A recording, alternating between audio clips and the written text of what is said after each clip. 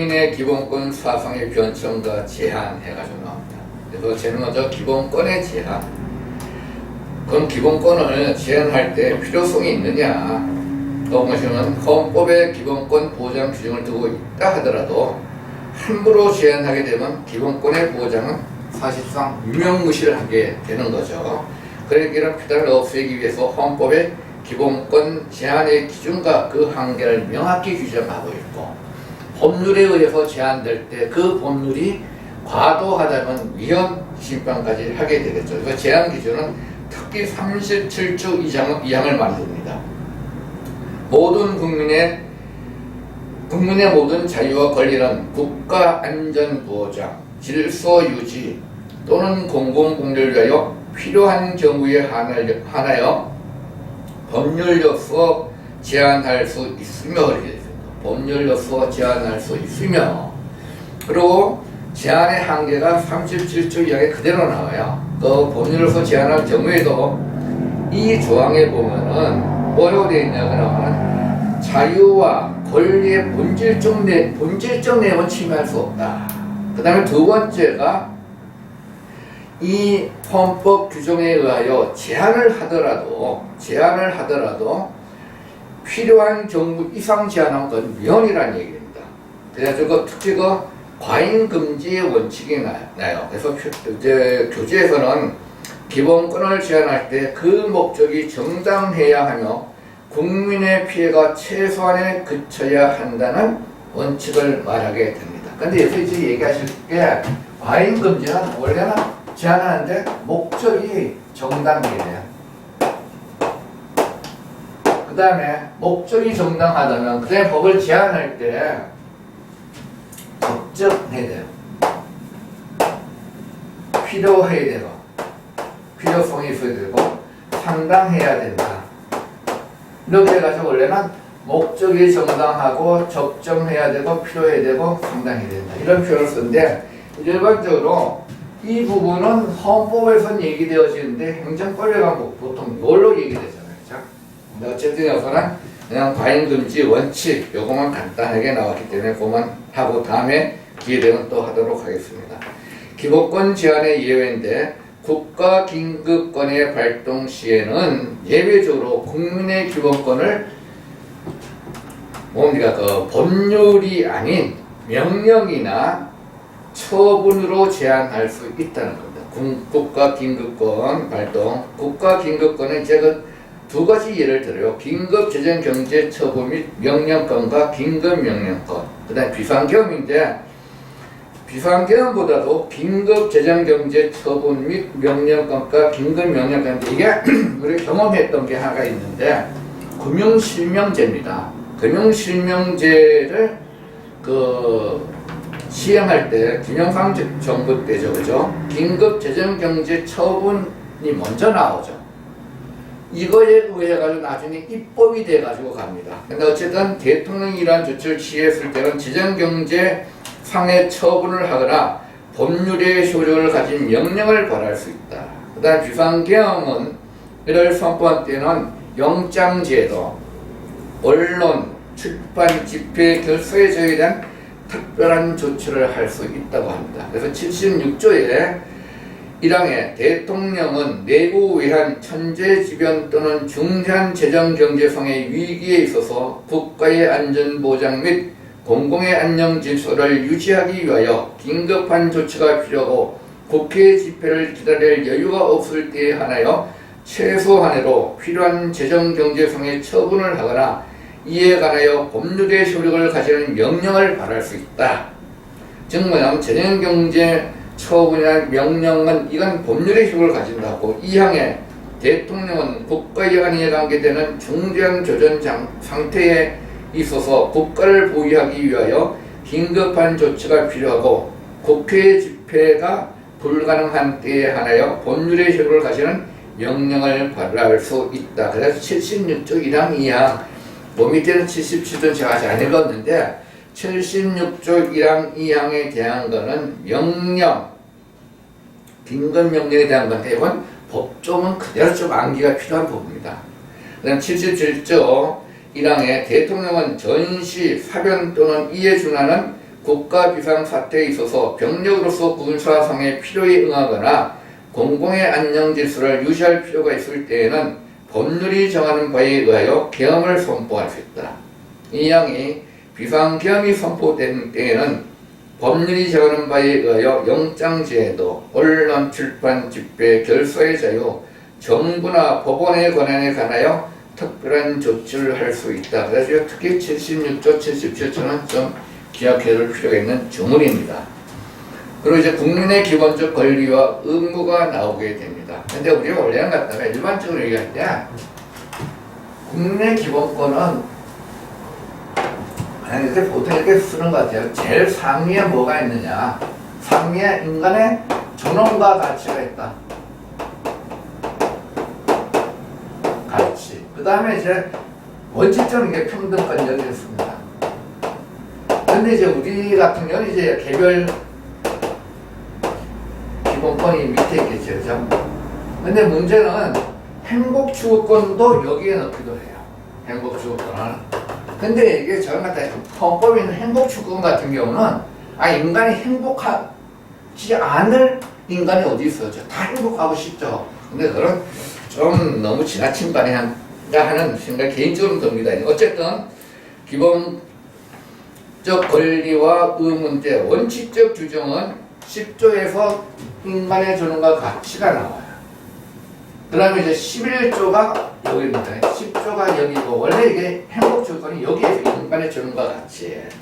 그렇게 하고, 나머지 기본권이 이 밑에 개별 기본권이 나옵니다. 그래서 제일 위에 있는 건 인간의 존엄과 가치예요. 그래서 여기다 이제 행복조건을 넣고, 그 다음에 평등권, 그 다음에 나머지는 개별 기본권으로 들어가죠. 그래서 거기 보시면 제일 먼저 인간의 존엄과 가치 10조에 나옵니다.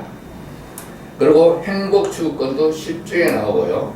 평등권의 권리가 11조에 나옵니다. 본질적 기본권을 얘기할 때 자유민주주의의 정치적 이념이 자유와 평등에 있는 이상 평등권도 자유권과 더불어 본질적인 기본권에 속한다. 그러니까 평등권이 중요한 부분이 요새 들어와 있죠. 그죠? 그 다음에 법 앞에 평등, 모든 국민은 법 앞에 평등하다. 이때 평등은 누구든지 성별, 종교 또는 사회적 신분 등 불합리한 이유 때문에 차별을 받아서는 안 된다는 것을 의미하며 이때 평등은 상대적, 비례적, 실질적 평등을 실현해야 한다. 뭐 실질적 평등 실현이 뭐냐 이것도 뒤에 나옵니다.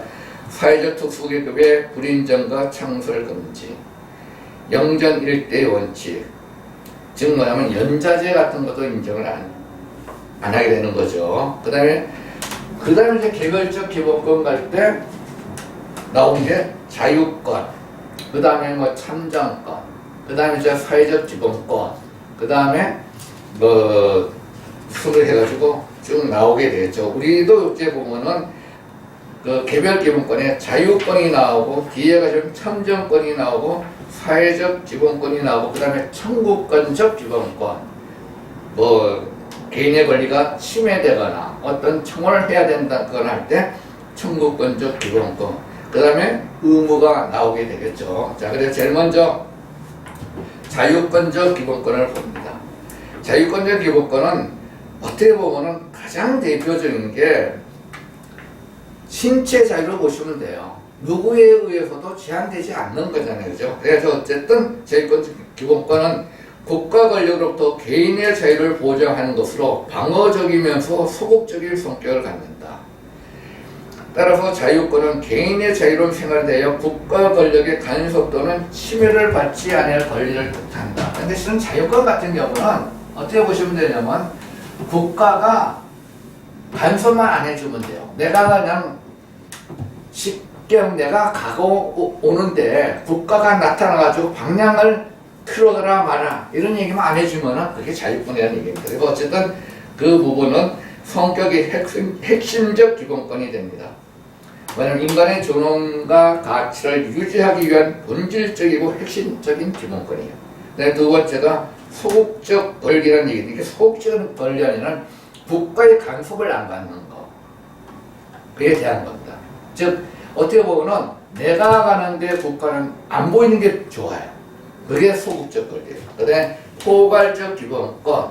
이건 갖다가 헌법에 열거되지 아니했다고 해서 제한될 수 없는 기본권이다. 그래서 유의하고. 그다음에 자유권의 종류는 정신적 자유, 신체적 자유, 사회 경제적 자유인데 정신적 자유는 양심과 종교의 자유가 가장 대표적으로 볼 수 있겠죠. 그다음에 이제 최근에 이제 들어오면서 언론, 출판, 집회, 결사 자유, 학문과 예술의 자유가 들어왔고요.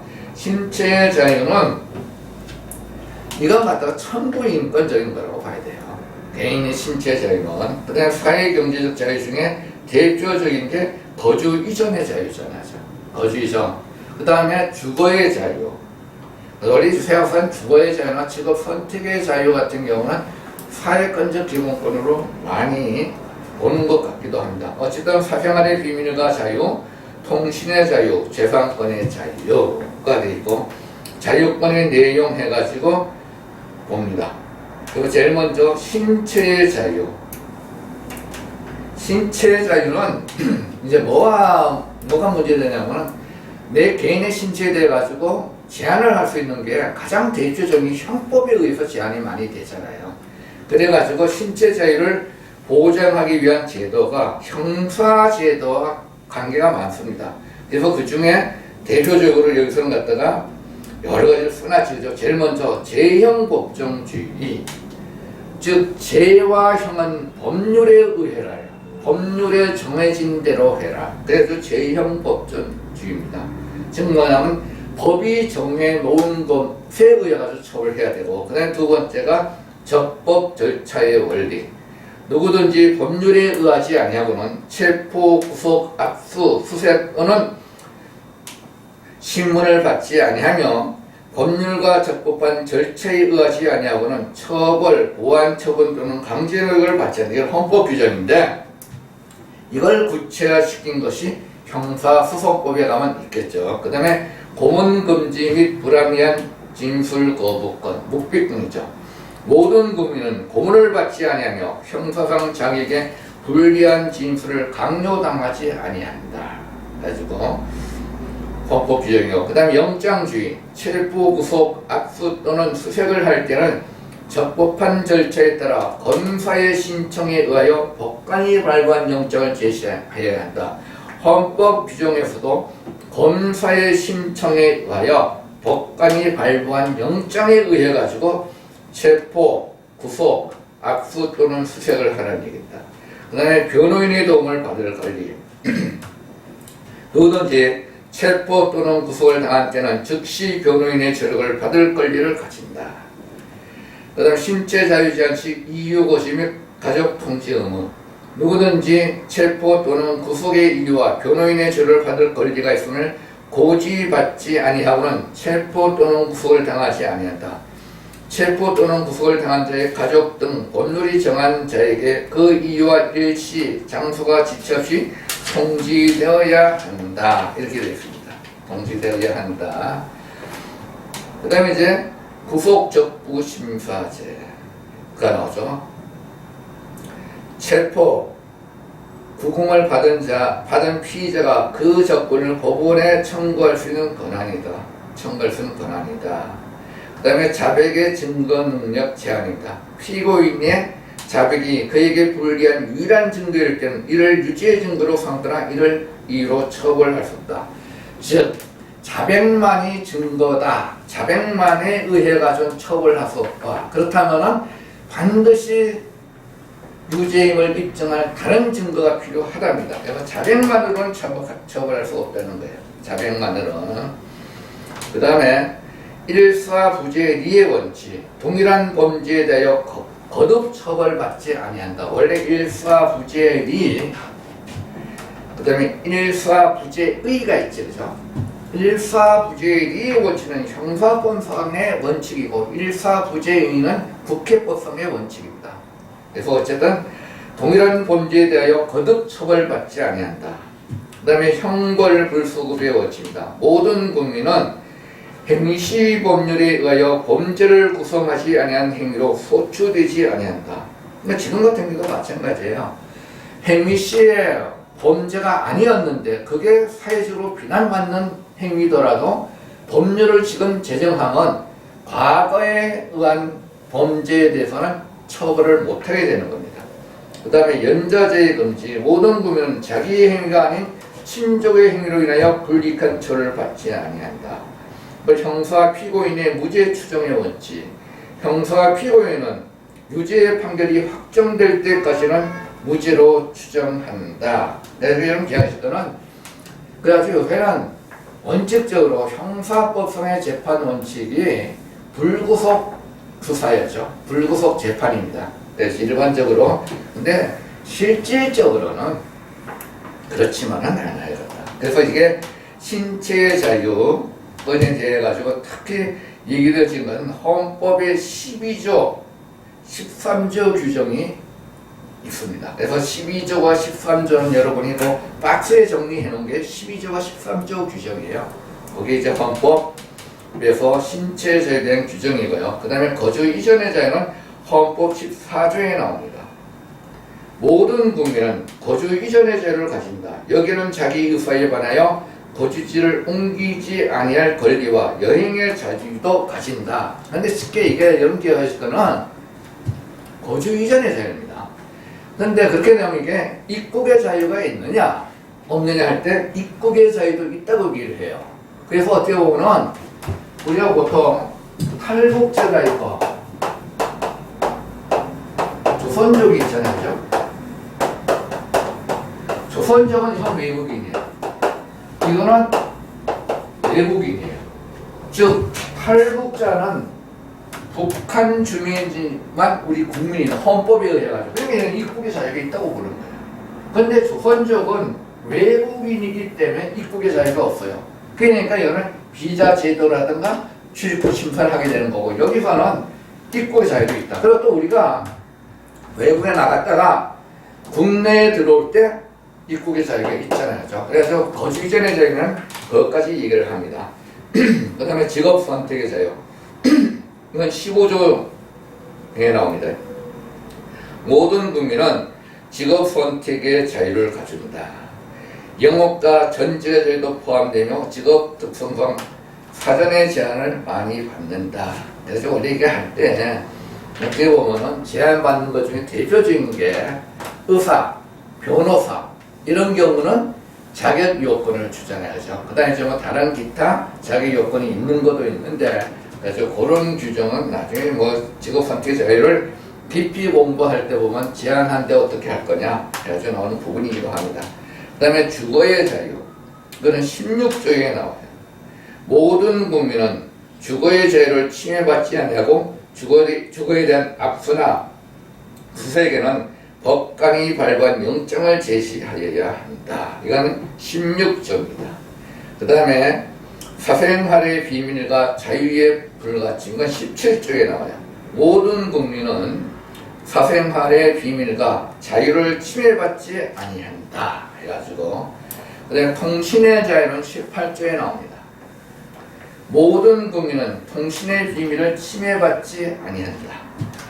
양심의 자유가 19조에 나오죠. 그죠? 19조에. 그 양심의 자유 19조에는 모든 국민은 양심의 자유를 가진다. 이렇게 돼 있어요. 근데 양심의 자유가 뭐냐? 그러면은 넓은 의미의 사상의 자유로 자기 마음속에 생각하는 자유와 자기 생각의 발표를 강제당하지 아니하는 자유입니다. 단 양심의 자유는 법률로 제한할 수 없는 절대적 자유를 의미합니다. 그 다음에 종교의 자유는 20조에 나오죠. 20조에는 모든 국민은 종교의 자유를 가진다. 이 항에 국교는 인정되지 아니하며 종교와 정치는 분리된다. 그래서 종교 분리를 선언하고 있죠. 종교의 자유는 종교의 유무, 종교의 선택, 종교 행사, 전도의 자유이며 무종교의 자유도 포함된다. 국교는 인정되지 않지, 그죠? 그 다음에 이제 언론, 출판, 집회, 결사의 자유는 21조에 나옵니다. 21조에 1항에 모든 국민은 언론, 출판의 자유와 집회, 결사의 자유를 가진다.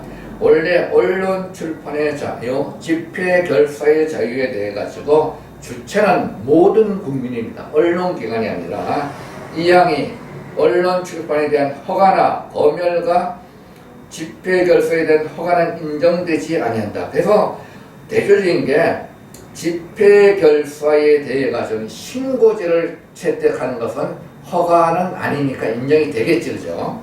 그다음 3항이 통신방송의 시설 기준과 신문의 기능을 보장하기 위하여 필요한 사항은 법률로 정한다. 4항이 언론 출판은 타인의 명예나 권리 또는 공중도덕이나 사회윤리를 침해하여서는 아니 된다. 언론 출판이 타인의 명예나 권리를 침해한 때에는 피해자는 이에 대한 피해 배상을 청구할 수 있다 해가지고 나옵니다. 그래서 언론 출판의 자유와 집회 결서의 자유 21조에 나오는데 일정한 목적을 위해 일시적으로 화합하는 자유, 다수인이 계속적인 단체를 조직하는 것, 원래 조직하는 것은 결서의 자유라고 그러죠. 이것이 일반적으로 언론 출판에서 집회와 결서를 의미합니다. 그 다음에 학문의 자유, 예술의 자유는 22조에 나와요. 22조에 모든 국민은 학문과 예술의 자유를 가진다.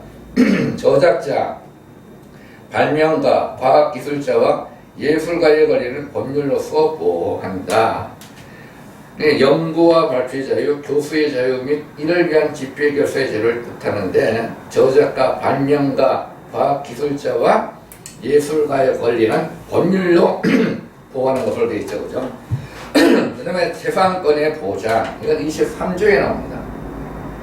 23조에 모든 국민은 국민의 재산권은 보장된다. 그 내용과 한계는 법률로 정한다. 재산권의 행사는 공공복리에 적합하도록 하여야 한다.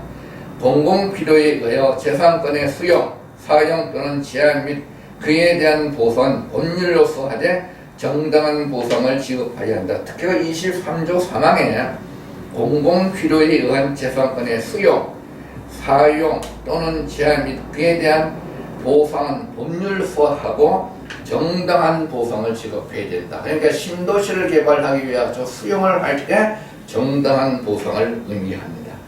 그래서 이 부분이 23조 조항인데 재산권의 보장에 대해 가지고는 모든 국민은 법률과 법률에 의해서 내용과 한계가 정해지고 재산의 행사는 공공복리에 적합해야 된다. 공공복리 적합 의무를 두고 있죠. 그리고 필요에 의해서, 공공의 필요에 의해서 사용, 수익, 제한을 할 수 있는데 이때 보상은 정당한 보상이어야 되고 제한할 때는 법률로 해라, 이런 뜻입니다. 그 다음에 이제 참정권이 나오죠. 이제 어떻게 보면 참정권의 가장 대표적인 선거권입니다. 이게 선거권이면서 내가 누구를 뽑아서 보내는 권리이기도 하지만 또는 내가 업무를 수행할 수 있는 권리이기도 해요. 그래서 선거권이 나옵니다. 그래서 이 부분에 대해 가지고는 성격을 어떻게 얘기하냐 그러면은 능동적 권리다 라는 표현으로 국민이 국가 의사결정에 참여하거나 공무를 직접 담당할 수 있는 능동적 권리이고 도의적 의무다. 참정권은 국민이 국가 이익을 위해 그 권리를 정당하게 행사할 도의적 의무를 가진다, 이렇게 되어 있습니다. 그런데 여기서 제일 먼저 선거권이 나오죠. 24조에 나옵니다. 24조에 뭐라고 되어 있냐면은 모든 국민은 법률이 정하는 바에 의하여 선거권을 가진다. 선거권을 가진다. 그리고 이제 25조에 공무당인권이 나와요. 근데 어쨌든 선거권을 가지는데 참정권 중에서는 제일 중요한 권리입니다. 선거하는 권리. 그 다음에 25조에 공무당인권이 나와요. 모든 국민은 법률이 정하는 바에 의하여 공무당인권을 가진다. 공무당인권을 가진다 라는 표현을 쓰고 있습니다. 그리고 이때 공무당인권은 국회의원, 대통령이 공무당인권이죠. 그래서 대통령의 피선거권은 40세 이상이고 국회의원의 피선거권은 25세 이상입니다. 그래서 26조에 가면은 청원권이 나와요. 모든 국민은 법률이 정하는 바에 의하여 국가기관의 문서로 청원할 권리가 진다. 국가는 청원에 대하여 심사할 의무를 진다. 그래서 이것은 갖다가 청구권으로도 봅니다.